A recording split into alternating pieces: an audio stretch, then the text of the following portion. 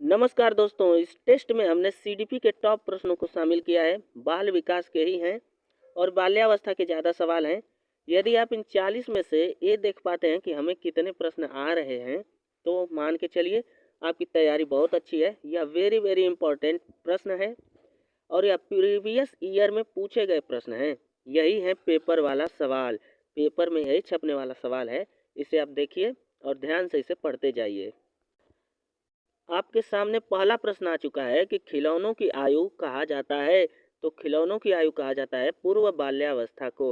दोस्तों, पूर्व बाल्यावस्था की जो आयु होती है वो 2 से लेकर 6 वर्ष तक की आयु होती है। इसी को पूर्व बाल्यावस्था कहा जाता है और इस उम्र में बच्चा खिलौनों के साथ खेलता है। इसे पूर्व बाल्यावस्था कहा जाता है। निम्न में से कौन सी पूर्व बाल्यावस्था की विशेषता नहीं है? तो पूर्व बाल्यावस्था की जो विशेषता है वो तो खिलौनों की आयु है, छोटी उम्र है, 2 से लेकर 6 वर्ष की उम्र है। लेकिन दल में रहने की व्यवस्था जो होती है, दल में रहने की जो अवस्था होती है बच्चे की, वो होती है उत्तर बाल्यावस्था की अवस्था और यह लेकर 7 से होती है 12 वर्ष तक। यानी 7 से 12 वर्ष के आसपास जब बच्चा रहता है तो दल में रहता है, झुंड होता है उनका, गिरोह की आयु इसे कहा जाता है। दल में रहने की आयु या उत्तर बाल्यावस्था की आयु को गिरोह की आयु कहा जाता है, क्योंकि वह दल में रहना ज़्यादा पसंद करता है। और पूर्व बाल्यावस्था की आयु क्या होती है? 2 से 6 वर्ष। उत्तर बाल्यावस्था की आयु 7 से 12 वर्ष। अगला प्रश्न आपके सामने है कि उत्तर बाल्यावस्था में बालक भौतिक वस्तुओं के किस आवश्यक तत्वों में परिवर्तन समझने लगता है? तो वह आवश्यक जो तत्व हैं, द्रव्यमान, संख्या और क्षेत्र, इसे हम समझाएंगे, आप ध्यान से समझिएगा। जब बच्चा छोटा रहता है तो इसमें अंतर नहीं समझ पाता। द्रव्यमान की यदि हम बात करें तो मान लीजिए आपके पास 2 गिलास है, एक कितना बड़ा है और एक गिलास आपका छोटा है। लेकिन आपने शरबत डाला है और इस बड़ी वाली गिलास में आपने केवल यहाँ तक शरबत लिया है और छोटी वाली गिलास में आपने पूरा भर दिया है इसको शरबत से। तो जब आप छोटे बच्चे को दिखाएंगे, पूर्व बाल्यावस्था वाले को दिखाएंगे, 2 से लेकर 6 वर्ष की आयु वाले के बच्चे को यह दिखाएंगे कि किस गिलास का आप शरबत लोगे, तो वो कहेगा मैं इस गिलास का लूँगा। क्यों कहेगा? क्योंकि उसके अंदर द्रव्यमान के बारे में यह धारणा बनी है कि अभी जो बड़ा वाला गिलास है ना, उसी में सामान ज़्यादा आएगा। जबकि एक्चुअल में क्या है, जो छोटा वाला गिलास है सामान उसमें ज़्यादा है, लेकिन वो पकड़ेगा क्या? बड़ी वाली गिलास को। तो वो द्रव्यमान में अंतर नहीं कर पाता। इसी तरह संख्या में अंतर नहीं कर पाता, उसे भी आप देख लीजिए। जैसे आप मान लीजिए कि संख्या में आपने बच्चे को दे दिया 2 और 6 जोड़ो, तो वो कहेगा कि 8 होगा। जोड़ने के बाद कहेगा 8 होगा। फिर आपने कह दिया कि उसे 6 और 2 जोड़कर दिखाओ, तो वो जोड़ेगा ना, तो जो प्रक्रिया उसने 8 को जोड़ने में इसे दिखाई है, वही प्रक्रिया इसे जोड़ने में भी दिखाएगा। यदि उसने इस तरह की 2 पाइयाँ खाँच करके 2 दिखाया है और इस तरह की 6 पाई खाँच करके उसने इस 6 को दिखा करके सबको गिन कर यहाँ पर 8 लिखा है, उसी प्रक्रिया के साथ इसे भी करेगा। वो अभी संख्या में ये नहीं समझ पाता है कि ये जो 6 है उसको उन्होंने यहाँ लिखा है और ये जो 2 है उसको यहाँ लिखा है। यह अभी 2 से लेकर 6 वर्ष का बालक यह बात नहीं कर सकता, यह काम नहीं कर सकता है। अब चौथे वाले प्रश्न को देखिएगा आप। चौथा प्रश्न आपके सामने है,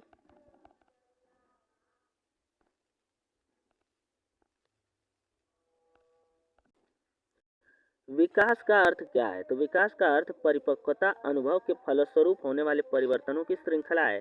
यानी विकास किसे कहा जाता है? तो जीवन में जो परिवर्तन होता है, मानसिक परिवर्तन, भाषाई परिवर्तन, व्यवहार का परिवर्तन, यह परिवर्तन व्यवहार में ही दिखाई देता है, शरीर में नहीं दिखाई देता। इसी के परिवर्तनों की एक श्रृंखला को हम क्या कहते हैं? विकास कहते हैं। अब अगले प्रश्न को देखिए, विकास के संदर्भ में निम्न में से कौन सा कथन सत्य नहीं है? तो विकास क्या उकसाने से बढ़ता है? ऐसा नहीं है। विकास जो है उसका अपना एक चरण होता है। आपने जीन पियाजे को यदि पढ़ा होगा तो SPCF उन्होंने दिया है। एस से होता है सेंसरी मोटर स्टेज, पी से होता है प्री ऑपरेशनल, सी से होता है कंक्रीट ऑपरेशनल और एफ से होता है फॉर्मल ऑपरेशनल स्टेज। और उन्होंने इन 4 स्टेजों के माध्यम से विकास को समझाया है। तो विकास जो है उकसाने से नहीं बढ़ता है, किसी के कहने से, किसी की भाषा और उसका दिन नहीं बदल जाता है। छठवें प्रश्न को आप देखिएगा ध्यान से। निम्न में से कौन सा विकासात्मक कार्य उत्तर बाल्यावस्था के उपयुक्त नहीं है? तो उत्तर बाल्यावस्था की जो स्टेज होती है वो होती है 7 से लेकर के 12 साल।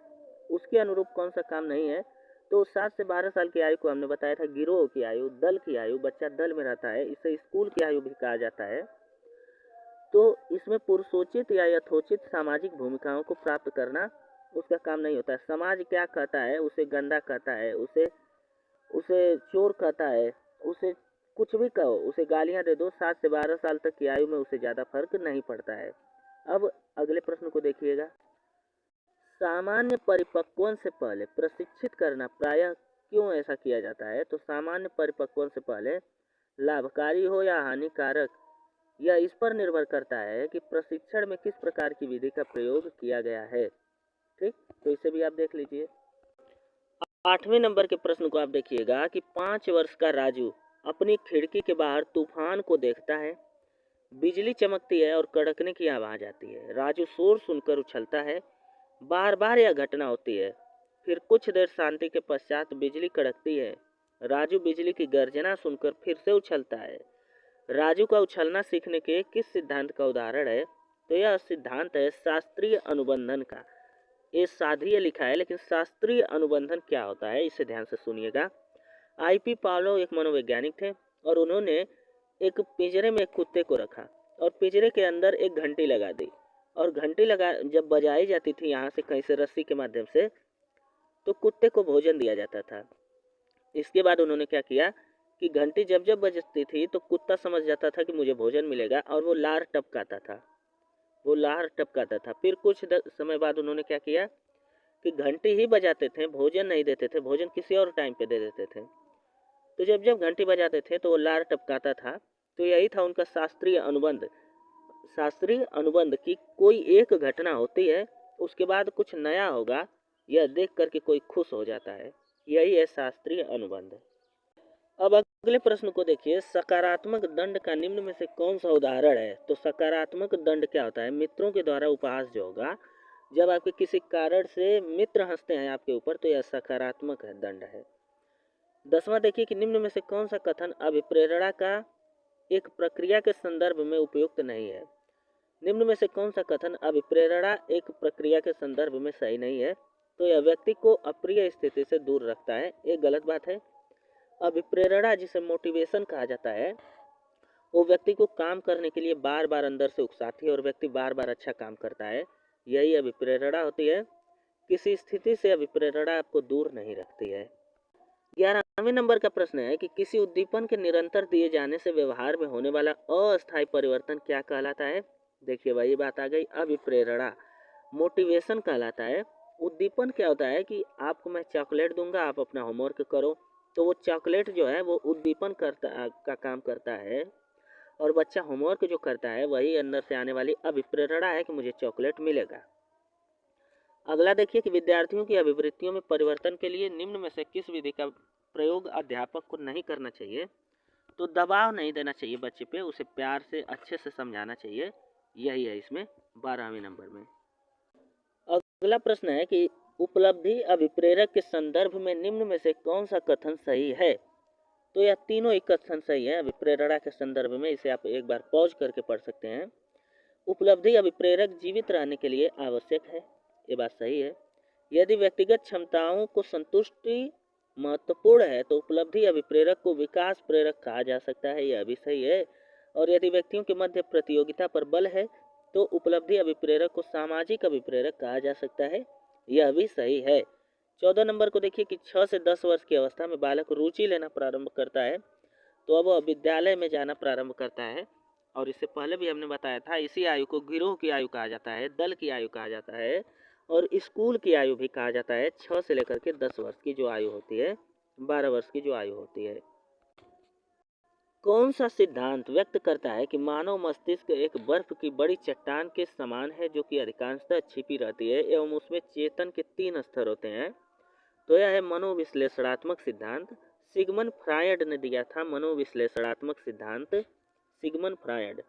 16 है कि कुछ लोगों का कहना है कि जब बालकों को गुस्सा आता है तो वे खेलने के लिए चले जाते हैं, जब तक कि पहले से अच्छा महसूस नहीं करते। उनके व्यवहार में से कौन प्रतिरक्षा तंत्र प्रतिलक्षित होता है? तो विस्थापन। विस्थापन होता क्या है कि अगर एक काम कोई नहीं हो रहा है तो आप कोई दूसरा काम करने लगते हैं जो आपको अच्छा लगता है, इसी को विस्थापन कहा जाता है। जैसे बच्चे को हिंदी पढ़ना यदि अच्छा नहीं लग रहा है, अंग्रेजी पढ़ करके अच्छा लगने लगा, तो वह हिंदी को थोड़ा सा पढ़ेगा और जब जब उसका मूड ऑफ होगा तो वह अंग्रेजी पढ़ने लगेगा। यही है विस्थापन का सिद्धांत। अगला प्रश्न है कि समायोजन से तात्पर्य स्वयं का विभिन्न परिस्थितियों में अनुकूलन करना है ताकि संतुष्ट किया जा सके। अपनी आवश्यकताओं को संतुष्ट करने के लिए व्यक्ति समायोजन करता है। अपनी आवश्यकताओं को संतुष्ट करने के लिए व्यक्ति समायोजन करता है।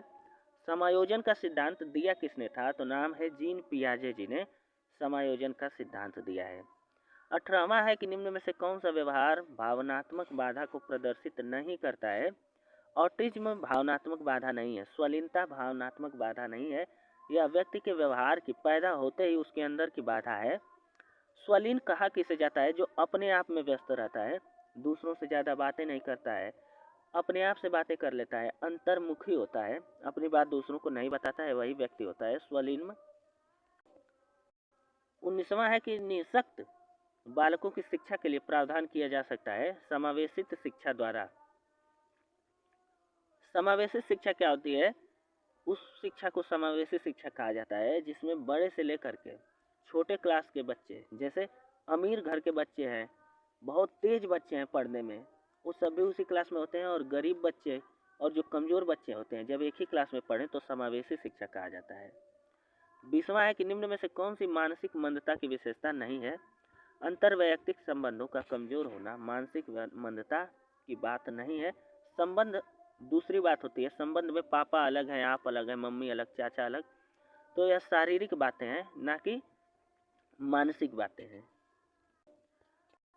21 नंबर का है कि विद्यार्थियों के अच्छे मानसिक स्वास्थ्य को बनाए रखने के लिए निम्न में से कौन सा तरीका अधिक महत्वपूर्ण है? तो अध्यापक की भूमिका और विद्यालय का वातावरण इसमें अच्छा भूमिका निभाता है। 22 नंबर है कमजोर वर्ग के बालक से क्या तात्पर्य है? तो ऐसे अभिभावकों के बालकों से जो सरकार द्वारा निर्धारित न्यूनतम सीमा की वार्षिक आय की सीमा से नीचे वर्ग में आते हैं, वो कमजोर बालक कहलाते हैं। सरकार ने कोई सीमा रेखा बना दी है कि आय आपकी इतनी होनी चाहिए, लेकिन किसी व्यक्ति की आय इतनी नहीं है तो वो कमजोर वर्ग में आता है।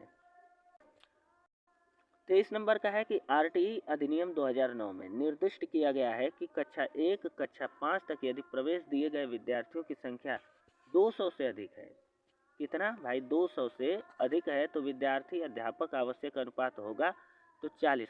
यदि 200 से ज़्यादा किसी प्राइमरी विद्यालय में बच्चे हो जाते हैं तो 40 बच्चों पर एक शिक्षक लगेगा। 40 बच्चों पर एक शिक्षक, यानी 40 संबंधी एक का अनुपात होगा। अगला देखिएगा दोस्तों, क्रियात्मक अनुसंधान के संदर्भ में निम्न में से कौन सा कथन सही नहीं है? तो क्रियात्मक अनुसंधान में व्यापक स्तर पर निर्णय लेने के लिए सूचना संकलन का कार्य किया जाता है, ऐसा नहीं है। क्रियात्मक अनुसंधान क्या है कि आप कार्य करते समय या फिर अपने माइंडली तत्वों पर यह निर्णय ले लेते हैं। अब 25 नंबर का है कि निम्न में से कौन सा कथन शिक्षण के बारे में सत्य नहीं है? तो शिक्षक एक अन्वेषण है, ऐसा नहीं है। शिक्षण एक परिवर्तन है, विकास की प्रक्रिया में आता है। 26 है कि राष्ट्रीय पाठ्यचर्या रूपरेखा 2005 में गुणवत्ता आयाम शीर्षक के अंतर्गत अधिक महत्वपूर्ण दिया गया है बालकों के लिए संरचित अनुभव और पाठ्यक्रम में सुधार। आरटीई एक्ट क्या होता है? अरे सॉरी दोस्तों, राष्ट्रीय पाठ्यचर्या रूपरेखा 2005 क्या है? करिकुलम होता है। तो उसमें जो है बालकों को ही ज़्यादा महत्व दिया गया है। बालक को आप कुछ नहीं कर सकते, डांट वाट नहीं सकते, वो जैसे पढ़ रहा है उसे उसी तरह से पढ़ाएंगे। एक कहता है हमारा एनसीएफ,